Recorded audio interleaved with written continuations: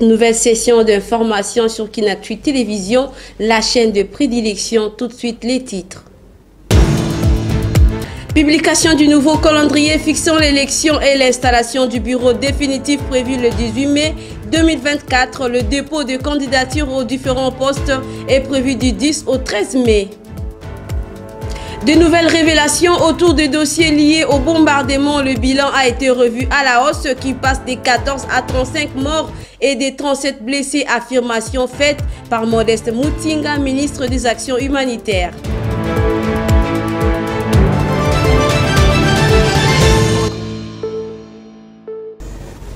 Démarrons par cette information dans le cadre de la clôture de la 6e revue de programme économique et financière de la RDC. Une délégation du Fonds monétaire international FMI en sigle a été reçue le mercredi dernier dans la soirée par le président de la République, chef de l'État, Félix Antoine Tshisekedi Tshilombo, à qui les conclusions ont été présentées. Plus de détails avec la presse présidentielle. Au terme de sa mission de 2 semaines en République démocratique du Congo, la délégation du Fonds monétaire international a présenté le mercredi dans la soirée les conclusions des travaux avec les autorités congolaises au président de la République. Une restitution faite au président de la République par le chef de la délégation du FMI sur notamment l'accord au niveau des services sur la 6e et dernière revue de l'accord triennal au titre de la facilité élargie de crédit.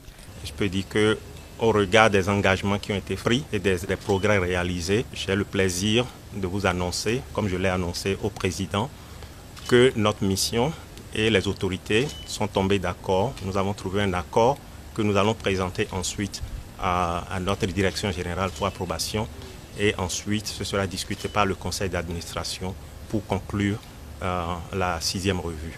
Les discussions avec le président de la République, Félix Antoine Tshisekedi Tshilombo, ont également porté sur la mobilisation de recettes intérieures, la qualité et le niveau des dépenses sociales, ainsi que les efforts nécessaires pour renforcer la position extérieure de l'économie. On a évoqué les réformes qu'il faut entreprendre, les réformes globalement pour la diversification de l'économie, pour les dépenses sociales, tout un ensemble de mesures qui vont aider à réaliser les priorités du président, du gouvernement. Déjà, je peux commencer par 2023.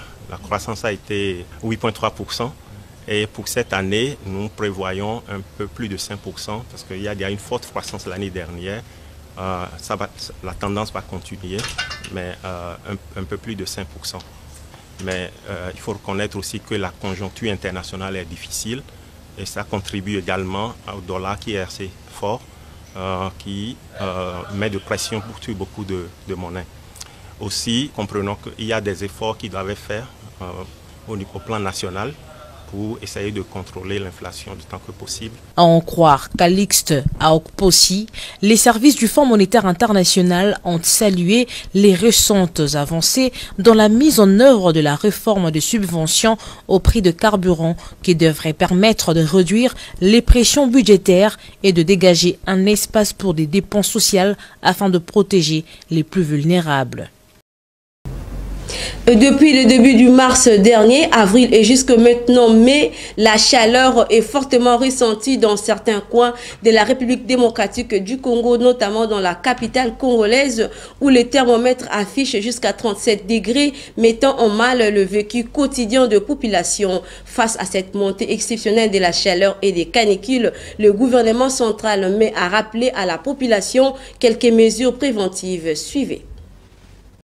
Face à cette montée de chaleur et des canicules, le gouvernement central, par le biais du ministère de l'Environnement, a rappelé à la population congolaise quelques mesures préventives pour se protéger contre les effets néfastes de la chaleur. Parmi ces mesures préventives, la ministre de l'Environnement, à travers un communiqué officiel du mercredi 8 mai dernier, invite les Congolais à boire régulièrement et suffisamment de l'eau pour éviter la déshydratation, d'éviter la prise de l'alcool et d'autres boissons gazeuses, de rester le plus possible dans l'ombre et dans un endroit frais, d'essayer de limiter les activités à l'extérieur pendant le pic de la chaleur. généralement porter un chapeau ou de lunettes de soleil, si possible d'éviter la nervosité, de garder la sérénité pour bien contrôler la tension artérielle et ne pas avoir le maux de tête pour ne citer que. Suivant ces recommandations de prévention, le gouvernement encourage tous ceux qui vivent dans les zones touchées par la montée de la chaleur de veiller particulièrement sur les personnes les plus vulnérables telles que les femmes enceintes, les personnes âgées, les enfants, les personnes souffrant des maladies chroniques, les personnes vivant avec handicap, les albinos et toute personne exposée à des risques accrus, des complications liées à la chaleur, précise-t-il à ces documents consultés. Pour se faire à ces fléaux, le gouvernement exhorte la population à procéder à la plantation d'arbres qui contribuent non seulement à atténuer les effets du changement climatique en abordant les dioxydes de carbone de l'atmosphère, mais qui favorisent également la restauration de la biodiversité et améliorent la qualité de l'air. Fin mars dernier, plusieurs ONG œuvrant dans le secteur de l'environnement avaient tiré la sonnette d'alarme, dénonçant ce qu'ils appelaient le sabotage du projet présidentiel Jardin scolaire 1 milliard d'arbres horizon 2023, adopté le 14 août 2021 lors d'une réunion de conseil de ministres, thèse qu'avait soutenue début avril le PCA du Fonds forestier national, accusant le directeur général d'en être à la base. Rendons-nous cette fois-ci au Parlement. Une centaine de députés nationaux ont enclenché mercredi dernier une pétition pour éjecter le président du bureau d'âge, Christophe Mbosso Koudia. Selon ses élus, cette équipe qui bloque l'organisation de l'élection du bureau définitif de cette chambre législative. Voici à cet effet leur déclaration. De 3 mois après le début de la session extraordinaire inaugurale organisée conformément à l'article 114 de la Constitution.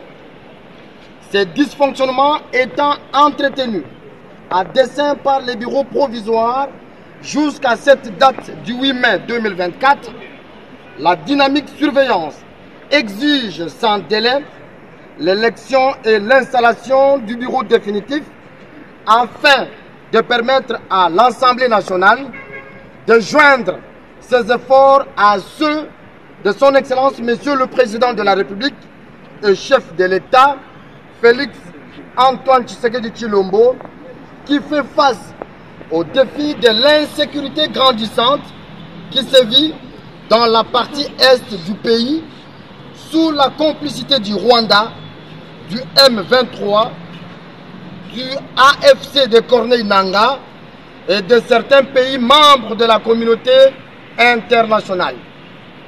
Faut-il rappeler aux membres du bureau provisoire que l'article 25 de notre règlement intérieur dispose que dans les 5 jours de la notification de l'arrêt de conformité du règlement intérieur par la Cour constitutionnelle, l'Assemblée nationale procède à la constitution de son bureau définitif en tenant compte de la configuration politique à son sein, de la représentation équitable de la femme et des provinces.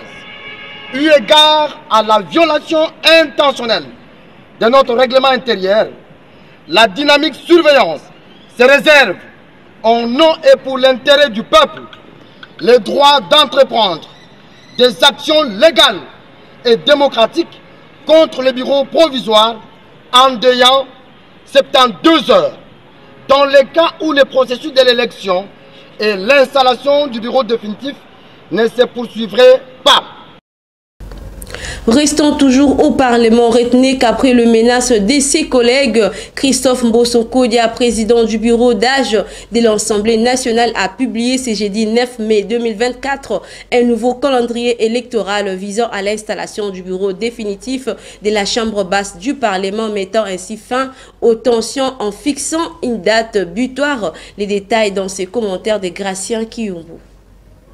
Ces calendriers prévoient le dépôt des candidatures pour ce vendredi 10 mai 2024, avec un jour alloué pour cela, suivi de l'affichage des listes le 14 mai. La campagne électorale démarrera le 16 mai prochain et le bureau définitif sera connu le 18 mai 2024. Suite à des interpellations verbales envers le bureau provisoire de la Chambre basse du Parlement, plusieurs députés nationaux avaient donné un ultimatum de 72 heures pour poursuivre le processus d'installation du bureau définitif, manifestant ainsi leur impatience. Certains députés accusent le président du bureau provisoire de bloquer les activités de l'institution et de retarder l'élection du bureau définitif, conduisant ainsi à des tensions au sein de l'Assemblée.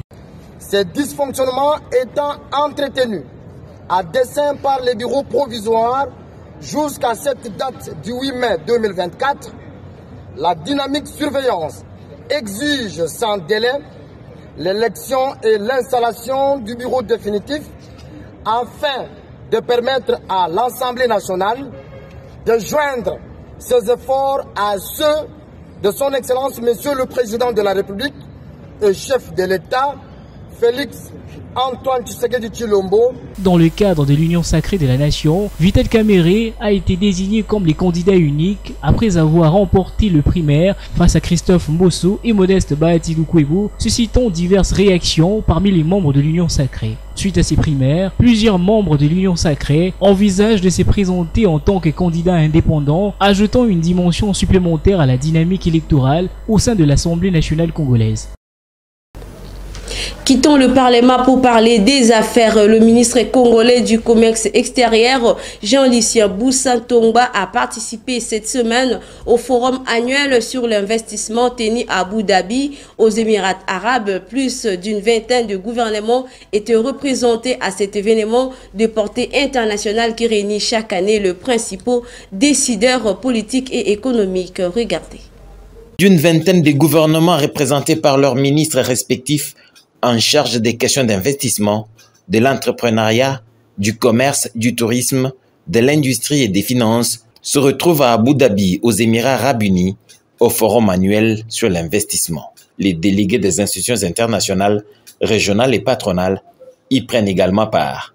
La République démocratique du Congo est représentée par le ministre du Commerce extérieur, Jean-Lucien Boussa-Tongba. Dans sa prise de parole, il a tablé sur les réformes courageuses entreprises en République démocratique du Congo pour rendre incitatif l'environnement des affaires, et il a également expliqué pourquoi la RDC, forte de ses potentialités économiques, constitue une des meilleures destinations d'affaires pour les investisseurs internationaux. D'abord, l'intérêt de ces panels, c'était la rencontre entre ministres du commerce, de l'investissement de la plupart des pays du monde invités. À l'occasion, la République démocratique du Congo a porté deux messages. Le premier, c'est celui de dire que sous l'impulsion du président de la République, le pays a connu des évolutions majeures en termes d'amélioration du climat d'affaires et que la République démocratique du Congo est une terre d'opportunités, mais aussi une destination idéale pour les investissements. Le deuxième message, c'est de dire et de porter à l'attention de tout le monde ici que le pays dispose d'immenses potentialités comme tout le monde le sait. Il y a possibilité d'investir dans le secteur primaire, vous avez d'immenses ressources, naturelles notamment, dans le secteur minier, dans le secteur agricole, dans le secteur de pêche et d'élevage. Et donc, il s'agit de venir investir dans ce pays pour extraire ces produits, exploiter et les transformer sur place, pourquoi pas, en vue de participer au marché mondial, après avoir conquis le marché intérieur, bien sûr. Mais ils doivent compter sur le gouvernement, pas que le ministère du Commerce, qui représente là le gouvernement. De ce fait, le ministre a mis l'accent sur les réformes déjà mises en œuvre et sur celles en cours dans le but de protéger et sécuriser les investissements. En particulier, les mesures fiscales incitatives ont été mises en évidence. En sécurité, sachez qu'un nouveau bataillon de forces de la République démocratique du Congo est pris dans la ville de Lubumbashi et sur le point d'être déployé en province du Nord Kivu pour faire face à la rébellion du M23. Il s'agit du 2e bataillon de la brigade des Aiglons qui va appuyer la force de la mission de la communauté de développement de l'Afrique australe, SADC en sigle, en République démocratique du Congo, Samidi Arsi, représenté dans la zone à conflit. Les détails dans ces commentaires de Gracien Kiyombo. Arrivé lundi soir à Lubumbashi dans le Haut-Katanga, le général d'armée Thiou Esongé Sakristion, chef d'état-major général de FARDC, a visité ce mardi 7 mai 2024 le militaire du 2e bataillon de la brigade Aiglon, cantonné au village Baya. Le militaire de cette brigade affecté à Goma pour combattre aux côtés des troupes des Sami d'IRC ont été appelés à la cohabitation harmonieuse avec les autres troupes de la SADC au cours d'une causerie morale tenue par le chef d'état-major général.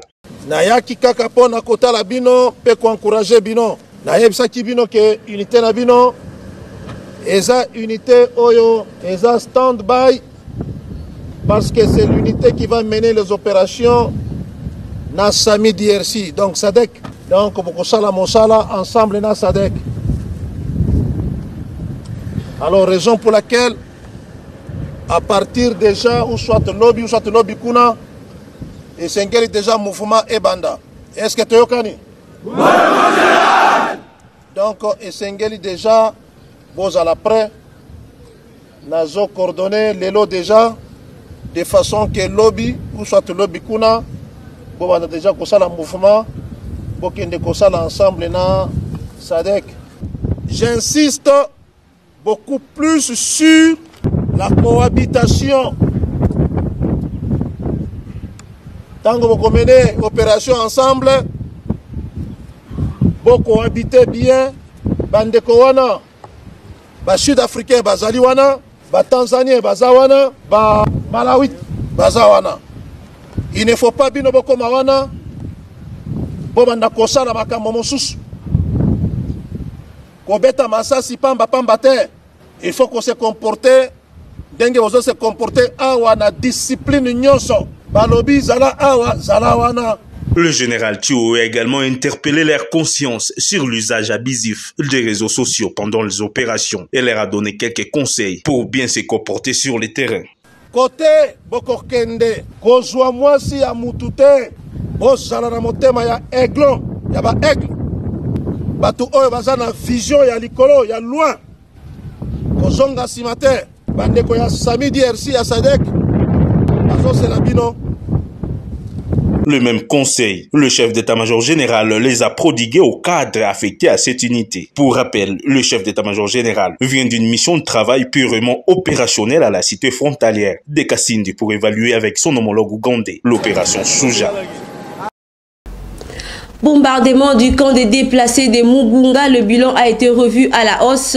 Il passe de 14 à 35 morts et 37 blessés. C'est Modeste Moutinga, ministre en charge des affaires humanitaires et de la solidarité nationale, qui l'a annoncé ce jeudi 9 mai en RDC. Il a par ailleurs précisé que les obsèques officielles seront organisées le samedi 11 mai prochain et seront totalement prises en charge par le gouvernement de la République. Suivez. Nous sommes venus en délégation dépêchée par le gouvernement de la République. À la demande du président, nous venons d'arriver avec cette réunion qui vient de se terminer. Le gouverneur nous a communiqué le bilan à ce jour. Ce bilan qui a évolué était de 14 morts. Il est aujourd'hui fixé à 35 morts et 37 blessés. Nous avons décidé d'organiser les obsèques le samedi prochain. Toutes les dispositions sont prises pour que ces obsèques soient dignes des fils du pays qui ont perdu leur sang pour l'intégrité de notre territoire, pour sauver la patrie.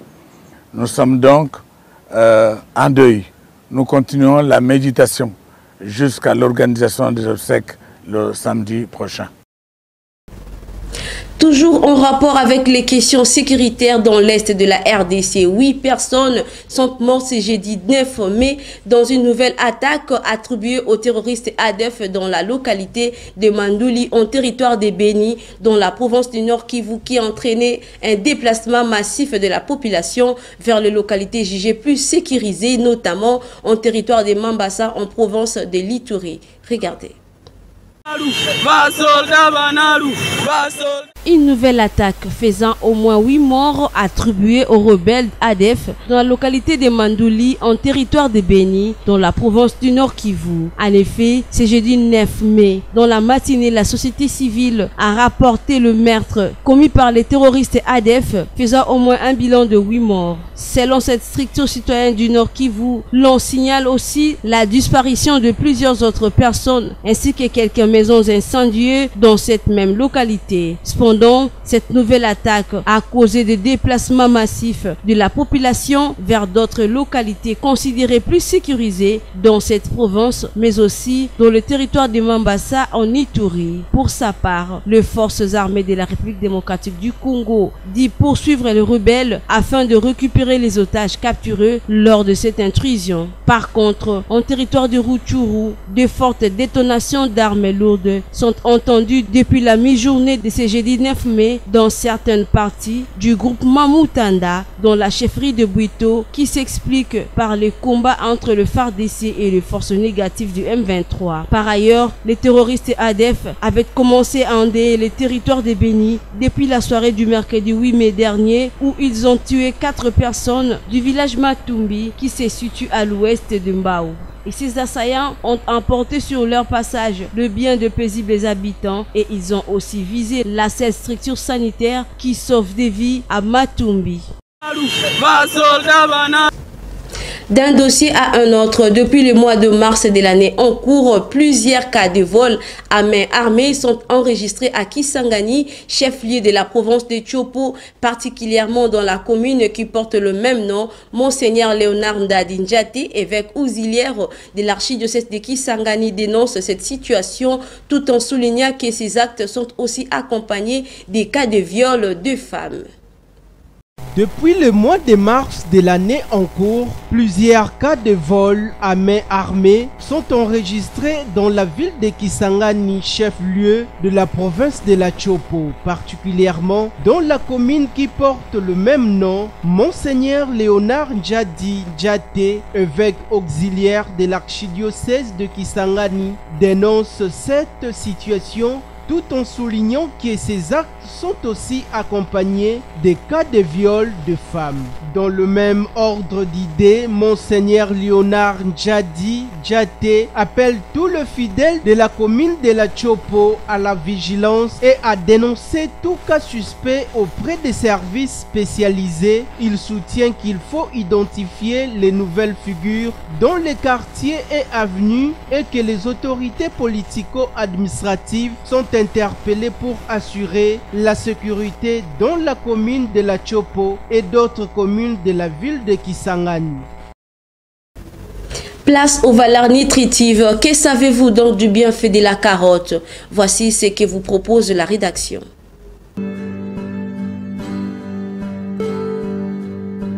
La carotte fait partie des légumes les plus consommés dans le monde entier. Pour cause, sa saveur douce et sucrée se prête à toutes les associations en cuisine et séduit le petit comme les grands. Ce succès est une excellente nouvelle puisque le profil nutrition de la carotte est remarquable et unique. Elle regorge des vitamines et des minéraux essentiels pour la santé, parmi lesquels nous pouvons citer la vitamine A, vitamine B6, vitamine K, vitamine BD, vitamine C, vitamine E, le fer, le phosphore, le potassium. La couleur foncée de la carotte provient de ses très nombreux pigments. Il contribue à prévenir plusieurs maladies dont les maladies cardiovasculaires et certains cancers. Son jus améliore la capacité antioxydant et les taux de vitamine E dans le sang, en plus de diminuer les cholestérols et les triglycérides du foie et dans le sang. Pour rappel, retenons que la carotte est une excellente source de bêta-carotène, source de fibres douces, bonne teneur en vitamines du groupe B, favorise la santé des yeux et de la peau, fort pouvoir en antioxydants.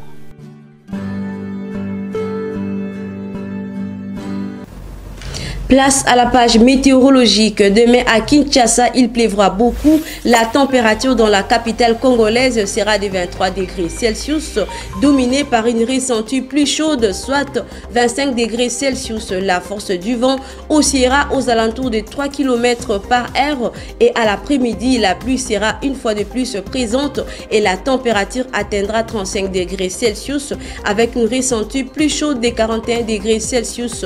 Et enfin, dans la soirée, attendez-vous à la pluie, mais la température retombera vers 29 degrés Celsius.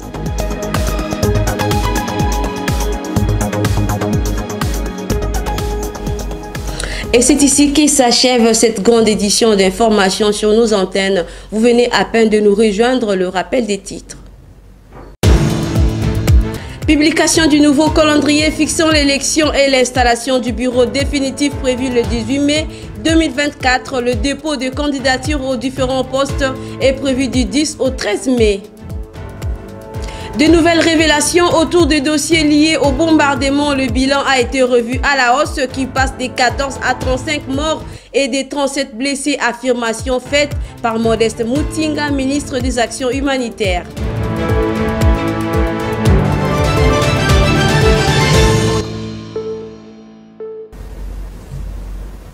La conjugaison sans relâche de l'équipe rédactionnelle et de la technique a conduit à la réalisation de ces travaux. Merci à vous pour la confiance renouvelée. D'ici là, portez-vous bien et bonne suite des programmes sur nos antennes. Au revoir.